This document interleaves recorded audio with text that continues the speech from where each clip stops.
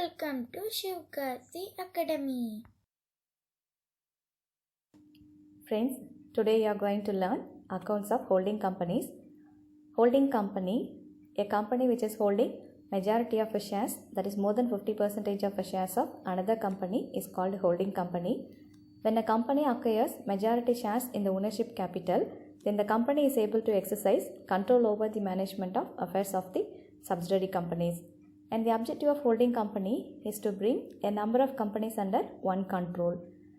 And definition for holding company, according to Bornbright and Muons, the holding company is often described as a super corporation which, by virtue of its share ownership and hence voting right in other corporations, is in a position to exercise control or materially influence the management of those other corporations known as subsidiaries. That is, holding company is called as super corporation by virtue of its share ownership. When the company acquires majority shares in the ownership capital, then the company will have majority voting right in the meetings and will be in a position to exercise control, and they can influence the management of those corporations in their decisions. Subsidiary company, a company in which more than 50% shares are held by the other company, and the other company controls the composition of its board of directors, called subsidiary company, and it has separate existence and independent governing boards. Section 4 of the Companies Act 2013 defines subsidiary of a holding company. First, when the holding company controls the composition of the board of directors. Second, where the holding company holds more than 50% in nominal value of the equity share capital. Third, when a subsidiary company is a holding company of another subsidiary company. When a subsidiary company acquires majority shares of other company, then it is a holding company of another subsidiary company. But the original holding company is also a holding company of that other subsidiary company. Procedures for preparing accounts by holding companies. Section 129, subsection 3 of the Companies Act 2013 provides, when a company has one or more subsidiaries, then the company has to prepare a consolidated financial statement of the company and its subsidiaries. At the same time, the company has to prepare a separate financial statement of its subsidiaries in the prescribed format and shall be presented in the annual general meeting of the company. And for preparing consolidated balance sheet, when the company acquires 100% shares in subsidiary company, then all assets and liabilities of subsidiary company belong to the holding company. So there is no minority interest. Then investment of the holding company in subsidiary company should be replaced by the assets and liabilities of subsidiary company. And the share capital of the subsidiary company will also be adjusted in the investment in shares of subsidiary company. So this will not be taken for consolidated balance sheet. Now we are going to see the steps to be followed for preparing consolidated balance sheet. First, we have to find out holding minority ratio. It is the proportion of the number of shares held by the holding company and the outsiders. For example, S Limited issued 10,000 shares, H Limited acquired 7,000 shares. So 70% of our shares were acquired by H Limited, it is called a holding company, and the remaining 3,000 shares were acquired by the public, that is minority interest. So the holding minority ratio will be 7:3. Second, we have to ascertain pre-acquisition profit or capital profit, that is the reserves and the profit of the subsidiary company at the time of acquisition is called capital profit. And third, post-acquisition profit or revenue profit, the reserves created and profit earned after the date of acquisition of a shares by the holding company is called revenue profit. Next, we have to calculate minority interest. Actually, a holding company acquires majority shares in a subsidiary company and they are the controlling interest, and the remaining shares will be subscribed by the outsiders. Such holding of shares by the general public is called minority interest, and the format for calculating minority interest is paid up value of the shares held by outsiders and share of the subsidiary company's profits and reserves, that is minority share of capital profit and revenue profit, then proportionate increase in the value of assets, minority share of bonus issued, less share of the subsidiary company's losses, proportionate decrease in the value of asset. So the balance is called value of minority interest, and this will be shown in the liability side of consolidated balance sheet. Next, we have to calculate cost of control, that is goodwill or capital reserve. When a company acquires majority shares or the controlling interest in a subsidiary company, then the holding company may be forced to pay more than the face value of shares. Such excess amount paid by the holding company than the face value of shares is called cost of control. It will be treated as goodwill. Suppose if the amount paid by the holding company is less than the face value of shares and capital profit, then it will be treated as capital reserve. So goodwill and capital reserve can be calculated by adding amount paid for shares purchased by the holding company and holding company's share of capital loss, and subtracting face value of shares purchased, holding company's share of capital profit, holding company's share of bonus shares and dividend paid. So the balance will be either goodwill or capital reserve. The next, elimination of unrealized profit included in stock. While preparing consolidated balance sheet, some common transactions appearing in both the balance sheets of holding company and subsidiary company. So it should be eliminated. For example, subsidiary company sold goods to holding company or holding company sold goods to subsidiary company at a profit, but the stock is unsold. So the profit is unrealized. So this unrealized profit on unsold stock to be eliminated from revenue, profit and value of a stock in trade in a consolidated balance sheet. The next, elimination of intercompany debts. The same example, subsidiary company sold goods to holding company or holding company sold goods to subsidiary company on credit as creditor and debtor. So this will also be eliminated in the consolidated balance sheet. This is called intercompany debts or intercompany owings. Another example, bills drawn by one company and bills accepted by another company. This will also be eliminated in consolidated balance sheet. So finally we are going to prepare consolidated balance sheet. Now we go for an example. Following are the liabilities and assets of H Limited and its subsidiary S Limited as at 31st March 2017. So the liabilities and assets of H Limited and S Limited are given. In the liability side, fully paid equity shares of rupees 10 each. In H Limited 6 lakh, S Limited 2 lakh. So the capital of S Limited is 2 lakh and the face value of a share is rupees 10. So the number of shares issued by S Limited is 20,000 shares. Then general reserve, surplus account, creditors. In asset side, machinery, furniture, 80% shares in S Limited at cost. In H Limited 3,40,000. That means out of 20,000 shares of S Limited, H Limited acquired 80% shares and the remaining 20% shares were issued to the public. So the minority interest will be 80:20, that is 8:2 or 4:1. Then stock, debtors, cash at bank. Then additional information is provided. First, surplus account of S Limited stood rupees 30,000 on 1st April 2016, whereas general reserve has remained unchanged since that date. So in the beginning of the year, surplus account shows rupees 30,000. At the end of the year, surplus account shows 60,000 in S Limited. So 30,000 increased during the year, but general reserve remains unchanged.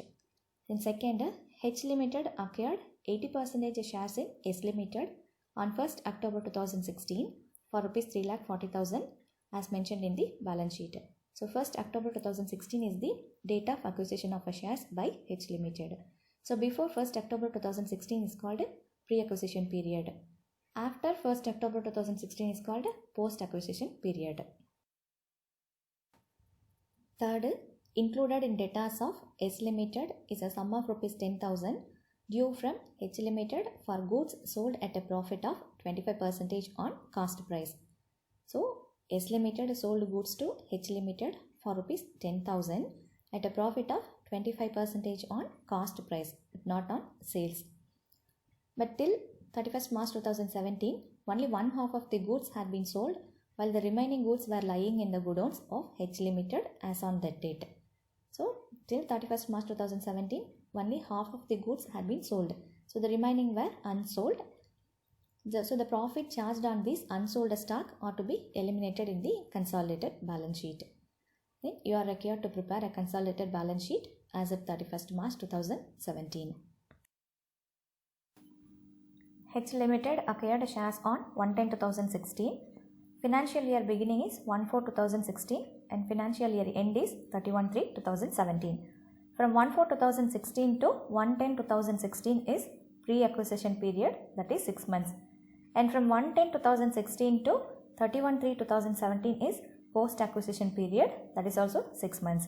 And the profit earned during this pre-acquisition period is called capital profit, and the profit earned during this post-acquisition period is called revenue profit. Now what is given in the problem? The balance of surplus account in the beginning of the year is 30,000. So this 30,000 was earned before the date of purchase, so it is a capital profit. At the end of the year, the surplus account shows the balance of rupees 60,000 is given in the balance sheet. That means 30,000 has been increased to 60,000. So the remaining 30,000 earned from 1/4/2016 to 31/3/2017. It includes both capital and revenue profit. So we have to divide it.